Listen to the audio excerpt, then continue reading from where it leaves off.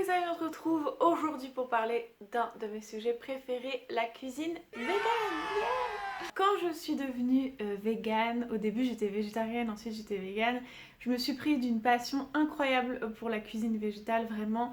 Je trouvais ça fascinant qu'on puisse remplacer tout, refaire tout. Du coup ça m'a permis de pas mal me rôder dans ce domaine-là et de découvrir tout un tas d'astuces franchement incroyables. Des astuces comme par exemple, je sais pas comment faire une omelette sans œufs. Et c'est ces astuces-là que je vais partager avec vous aujourd'hui. Alors commençons par la viande. Déjà j'aimerais dire une chose, je pense qu'il n'y a pas du tout de mal, surtout quand on est en transition vers le véganisme, à avoir envie de faire des recettes qui sont à la base faites avec de la viande ou d'avoir envie de manger des steaks végétaux, enfin voilà ce genre de choses. Il n'y a pas de culpabilité à avoir par rapport à ça et c'est important de respecter ses goûts. C'est-à-dire que si vous aimiez le goût de la viande ou du fromage, eh bien c'est culturel en fait, c'est quelque chose que vous avez appris. Vous pouvez très bien avoir changé de principe, d'idéaux, etc. Et du coup ne plus vouloir en consommer, mais reconnaître que vous aimez toujours le goût ou que vous avez aimé le goût. Ça ne fait pas de vous quelqu'un de moins vegan, il n'y a pas de vrai et de faux vegan, je trouve. Mais donc pour remplacer la viande, si par exemple vous voulez faire, je sais pas, un bœuf bourguignon, une carbonade flamande, oh my god, des lasagnes, de la bolognaise. Comment on fait concrètement? Alors moi je trouve que pour le bœuf bourguignon et pour tout ce qui est plat de viande en sauce, le sétan c'est juste une putain de tuerie. Voilà, le signe que je sois vulgaire montre que c'est très bon. Par contre le sétan c'est du blé. Mais l'autre option c'est le tempeh, c'est trop bon aussi. Mais voilà, ça c'est pour les plats en sauce. Après pour tout ce qui est moussaka, hache parmentier, lasagne, sauce à la bolognaise. Vous pouvez utiliser ce qu'on appelle des protéines de soja texturisées. Donc en fait c'est des petits morceaux comme ça de soja sec qu'on va réhydrater et qui vont ensuite avoir la texture de cette viande, donc de la viande hachée en gros. Donc à part le soja, le tempeh, enfin le sétan, le tempeh et les protéines de soja texturisées, vous pouvez aussi acheter en magasin du tofu et vous pouvez faire pas mal de choses avec le tofu, genre des lardons ou des brochettes, ou le mixer même et en faire des boulettes de viande. Donc voilà, sinon vous pouvez aussi acheter, vous savez, des steaks végétaux, des galettes végétales. Moi j'aime pas trop ça, mais je suis pas contre du tout. Donc ça c'est pour les burgers ou voilà juste si vous avez envie de manger un steak. Après il y a aussi tout ce qui est simili carne tout fait, donc genre des merguez, je crois que c'est la marque Wheaty. Qui sont vraiment extrêmement bonnes, incroyables. Il y a tout ce qui est fausse charcuterie, voilà. Mais je trouve que ce qui est encore plus intéressant, c'est de créer vous-même vos steaks, vos boulettes de viande, enfin voilà, ce genre de choses à base de légumes. Parce qu'il y a certains légumes qui sont parfaits pour recréer la texture et le goût de certaines viandes. Donc, par exemple, moi les steaks dans les hamburgers, j'aime bien les faire avec les haricots rouges et les champignons, les boulettes pour les spaghettis à la sauce tomate et aux boulettes de viande. J'aime bien faire les boulettes avec de l'aubergine rôtie, c'est juste incroyable. Tout ce qui est sauce bolognaise ou hachis parmentier, ce genre de choses, j'aime bien faire ça avec des lentilles. Et aussi si vous voulez donner une texture un peu de mâche similaire à la viande, les champignons shiitake sont assez impressionnants pour ça. Alors ensuite pour ce qui est du poisson, si vous voulez donner un goût de poisson à, je sais pas moi, si vous achetez par exemple, vous savez, des fausses crevettes là, ou si vous voulez faire une rillette de la mer, ou voilà un potage avec un goût un petit peu de poisson, ce qui est très utile, c'est les algues. Donc que ce soit des algues en paillettes ou des algues genre dulce, enfin voilà, vous trouvez tout un tas d'algues en magasin bio. Et si vous voulez par exemple faire une rillette, vous allez mélanger ça avec du tofu ou avec des champignons et vous allez recréer en fait la texture et c'est les algues qui vont vraiment donner le goût du poisson. D'ailleurs il y a une recette que j'adore sur ma chaîne qui est une recette de rillette de la mer faite à base de tofu et de paillettes d'algues justement, donc je vous la mets en barre d'infos si jamais ça vous intéresse. Je suis malade. Alors ensuite pour ce qui est du lait, je trouve avec l'expérience qu'il y a certains laits qui sont mieux pour certaines cuisines et d'autres qui sont moins bien.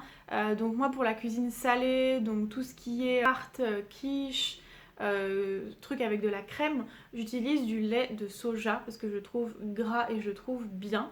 Pour tout ce qui est sucré, donc genre des crêpes, des gâteaux, ce genre de choses, j'utilise du lait d'amande. Et pour tout ce qui doit être crémeux, par exemple un curry, une soupe, j'utilise du lait de coco. Pour aussi tout ce qui doit être exotique, j'utilise du lait de coco. Alors ensuite, pour remplacer le beurre, j'utilise de la margarine, ça c'est assez évident. Pour les recettes salées et pour les recettes sucrées, donc quand je fais un gâteau par exemple, je remplace le beurre par de l'huile de coco.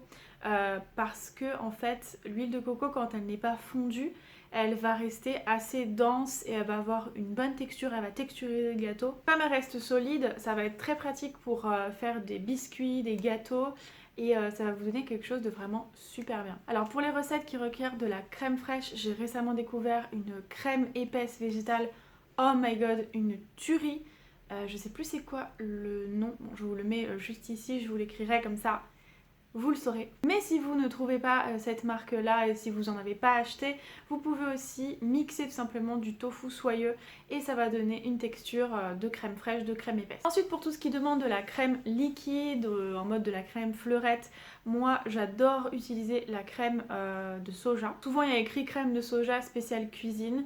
Je trouve que c'est vraiment la meilleure niveau texture, c'est juste une tuerie. Après si vous pouvez pas manger de soja, il y a de la crème d'avoine, crème d'épeautre, crème de riz, etc. Ensuite, bon pour les yaourts, j'ai pas besoin de vous le dire, mais si vous voulez faire, je sais pas moi, des verrines, voilà, des desserts à base de yaourt comme ça. Alors vous prenez le yaourt le mieux pour votre recette. Donc par exemple si vous allez faire une verrine avec des fruits de la passion, prenez un yaourt au coco, prenez un yaourt, je ne sais pas. Enfin voilà, vous avez compris. Cependant, pour les fromages, c'est vrai que c'est assez cher d'acheter du fromage végétal et aussi c'est très transformé. Donc moi par exemple, j'essaye de ne pas manger des choses transformées. Donc voilà, j'ai rarement ça, même si c'est quand même assez performant et fabuleux pour certaines recettes maintenant. Du coup, je vous conseille, si vous n'en achetez pas mais que vous voulez donner un goût de fromage à une recette, par exemple, je sais pas, un risotto ou une sauce, mettez de la levure maltée. C'est vraiment une tuerie. En plus, ça s'achète en vrac chez Naturalia, donc c'est trop bien. De la levure maltée, donc c'est une levure alimentaire qui ne contient pas directement du gluten, mais qui contient des traces de gluten. Donc c'est-à-dire que pour les gens qui sont intolérants au gluten, c'est pas possible, mais les gens qui sont sensibles au gluten et du coup qui mangent sans gluten comme moi, c'est totalement possible. La levure maltée sera pas un problème pour vous et en plus c'est très très bon pour la santé. Alors dernière astuce et très importante, je pense la plus importante de cette vidéo pour la cuisine, comment remplacer les œufs. Alors en fait les œufs c'est tout un sujet je pense dans la cuisine végane parce que dans la cuisine française et même dans la cuisine en général on utilise quand même pas mal les œufs pour faire énormément de choses différentes. Donc je vais vous donner mes solutions pour chacune de ces choses. Déjà si vous voulez faire des œufs brouillés, moi je trouve que le tofu ferme écrasé en miettes c'est une tuerie.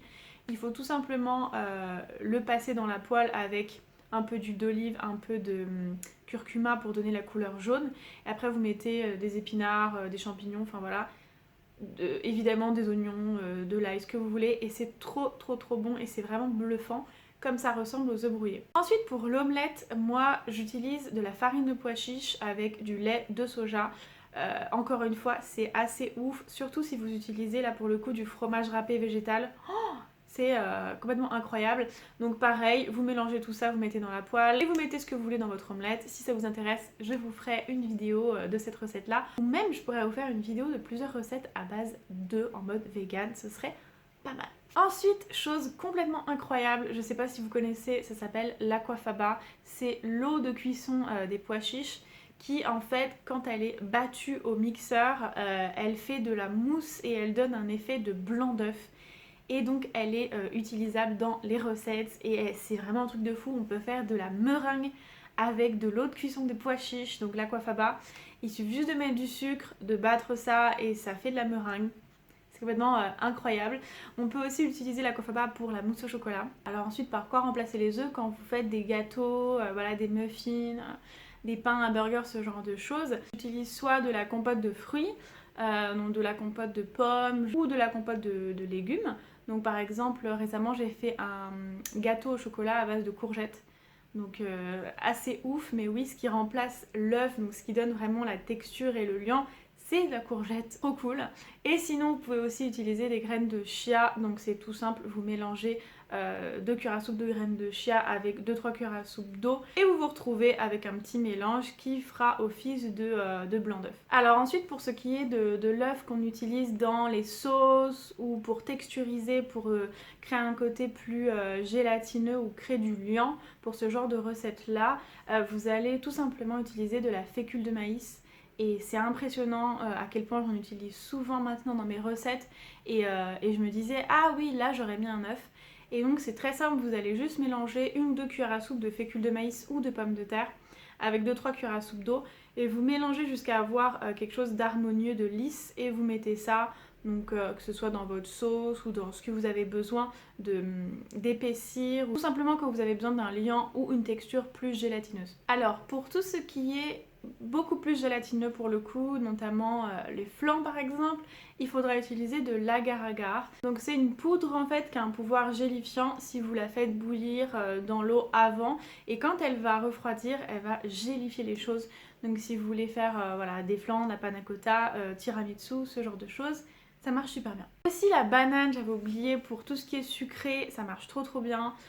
Donc les pancakes, les muffins, vous allez tout simplement écraser une banane à la fourchette. Et en fait ça va donner une texture un peu, ça va agir comme l'œuf, ça va épaissir et en plus c'est super bon et c'est naturellement sucré, donc c'est parfait. Alors après si vous avez rien de tout ça et que vous voulez faire des gâteaux, des muffins, ce genre de recettes là, il y a 2 astuces moi que j'utilise qui sont un peu un œuf express. C'est soit donc 1 cuillère à soupe de vinaigre avec une demi-cuillère à café de bicarbonate de soude que je mélange. Ça va créer en fait un effet levant, enfin je sais pas si on dit comme ça mais vous voyez ce que je veux dire. Ou alors 1 cuillère à soupe de purée de noix, donc de purée d'amande. Donc voilà, j'ai fini de partager avec vous mes astuces de cuisine et je fais la semaine prochaine une vidéo d'astuces santé nutrition. Donc voilà, une vidéo qui va vous donner en fait les bases pour manger correctement et du coup rester vegan, être en bonne santé quand on est vegan. Enfin voilà, ça c'est pour une prochaine fois. En attendant, je vous fais des gros bisous et je vous dis à bientôt.